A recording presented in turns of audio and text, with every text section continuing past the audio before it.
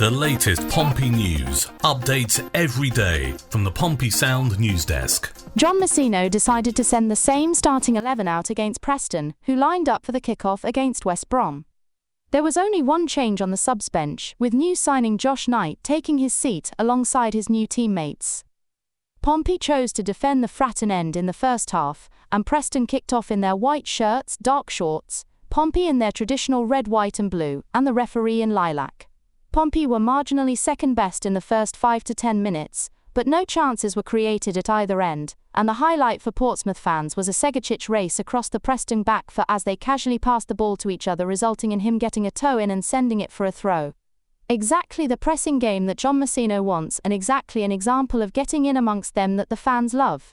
As the game moved into its teenage moments, it became increasingly clear that Pompey were concentrating their attacking down their left.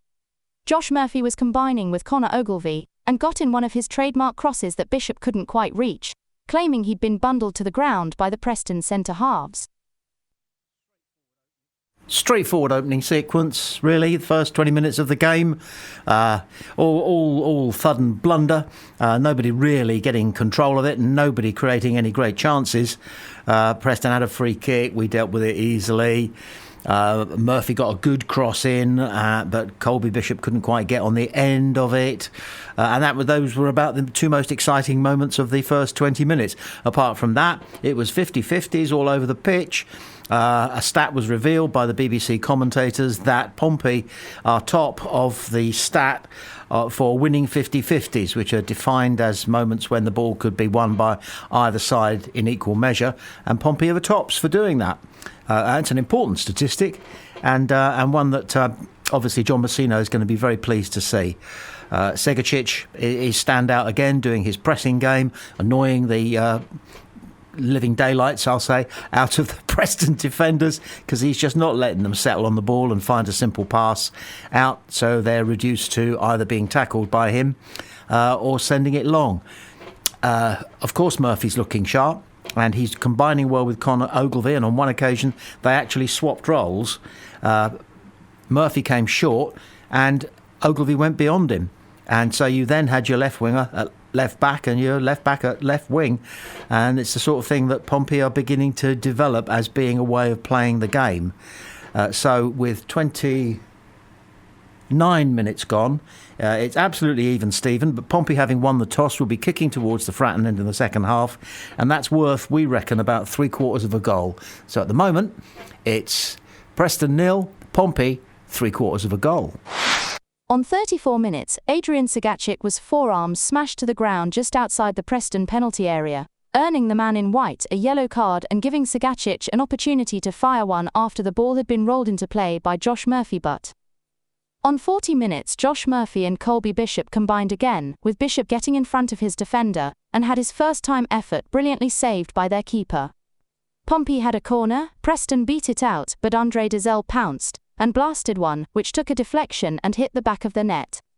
42 minutes gone, Pompey 1, Preston 0, and the final minutes of the first half were dominated by an ongoing conflict between Regan Paul and Preston's giant centre-forward, the bleached-haired Jebison.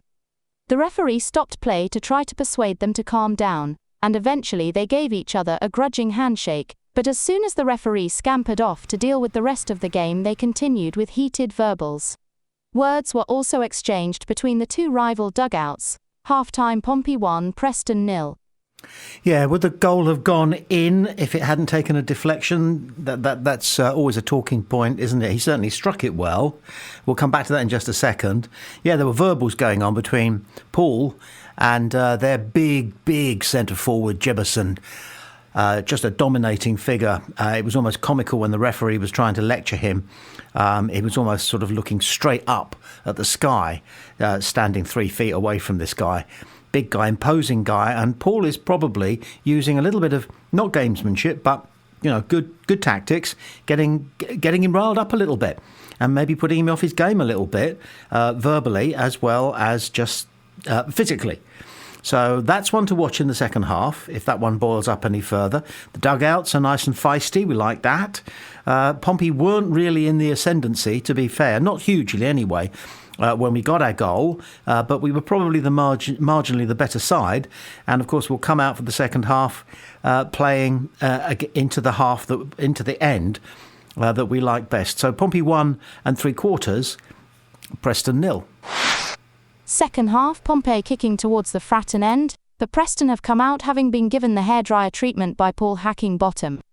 First 10 minutes they were buzzing everywhere and picking up all the loose balls that left them vulnerable at the back, and Pompey very nearly broke through with Swanson firing a magnificent diagonal ball to Josh Murphy that he couldn't quite reach for stop at that moment.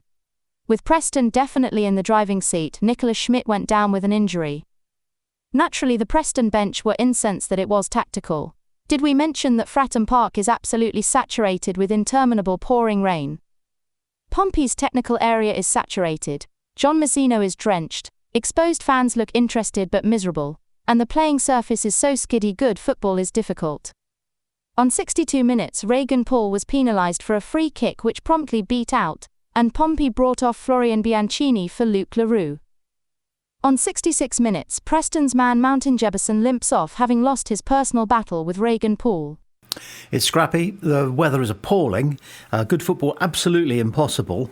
It's kind of windy, but most of all, the rain is just really making the surface more than skiddy. It's not waterlogged by any means, but there's an awful lot of water on the pitch, and it's affecting the ball on the ground and also the ball in the air. So we're not seeing any slick moves being put together, and people who are comfortable on the ball and can do things with it, such as Josh Murphy and Segacic, aren't really getting much headway. However, it's 1-0. We're sticking at 1-0. We made a substitution which has put us a little bit more weight in our defence, therefore a little bit less weight up front. It's a sensible substitution. There won't be too many substitutions with the score at 1-0. It's not an opportunity to give one or two people who want to feel what it's like to actually turn out in a blue shirt at Fratton Park a chance to do so, because those 3 points are so precious. So what is it now? It's 73 minutes gone, and it's still Pompey 1, Preston 0, and that would do. 78 minutes, Zach Swanson off and new boy Josh Knight on. It's been a scrappy, if somewhat aquatic, second half thus far. Standout Pompey player is Andre Dazelle, whose development in influence and confidence continues to grow, fertilised by being the scorer of the only goal in the game so far. Last 10 minutes, Pompey very clearly prioritising not conceding a goal over scoring a second one. Biggest cheer of the second half greeted the announcement that the crowd was in excess of 20,000. On 84 minutes, Colby Bishop went head-to-head with a burly Preston defender down by the touchline and was kicked over the touchline. Displaying a great deal of pain, he rolled back onto the pitch in order to receive attention. Pompey warm-up Terry Devlin.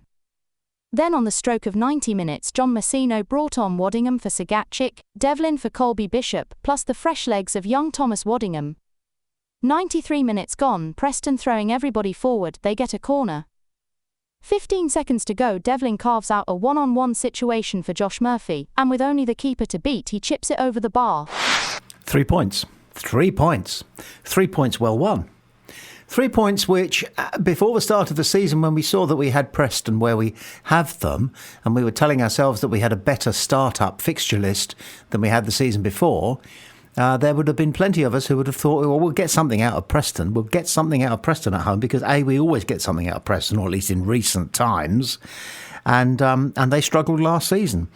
We weren't to know that they would come out of the blocks firing on all cylinders and have some terrific results under their belt.